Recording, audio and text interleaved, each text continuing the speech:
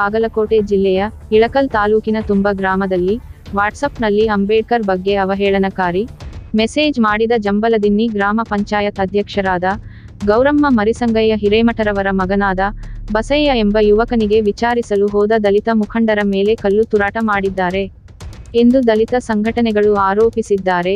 ಈಗಾಗಲೇ ಇಳಕಲ್ಲ ಗ್ರಾಮೀಣ ಪೊಲೀಸ್ ಠಾಣೆಯಲ್ಲಿ ಮಹಾಂತೇಶ್ ನೀಲನಾಯಕ್ ಎಂಬವರು ದೂರು ನೀಡಿದ್ದಾರೆ. ಹುನಗುಂದ್ ಸಿಪಿಐ ಹೊಸಕೇರಪ್ಪ ಕೋಳು 153A 505 ಕಲಂ ಅಡಿಯಲ್ಲಿ ಪ್ರಕರಣ ದಾಖಲಿಸಿಕೊಂಡು ಆರೋಪಿಯನ್ನ ಬಂಧಿಸಿ ವಾತಾವರಣ ತಿಳಿಗೊಳಿಸಿದ್ದಾರೆ.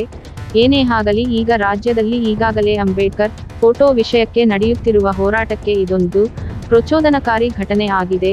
ವಿಕೃತ ಮನಸ್ಸು ಇರುವ ಇಂಥವರಿಗೆ ಸರಿಯಾದ ಕಾನೂನಿನ ರೀತಿ ಶಿಕ್ಷೆ ಆಗಲೇಬೇಕು ಎಂದು ದಲಿತ ಸಂಘಟನೆಗಳು ಒತ್ತಾಯಿಸಿದ್ದಾರೆ.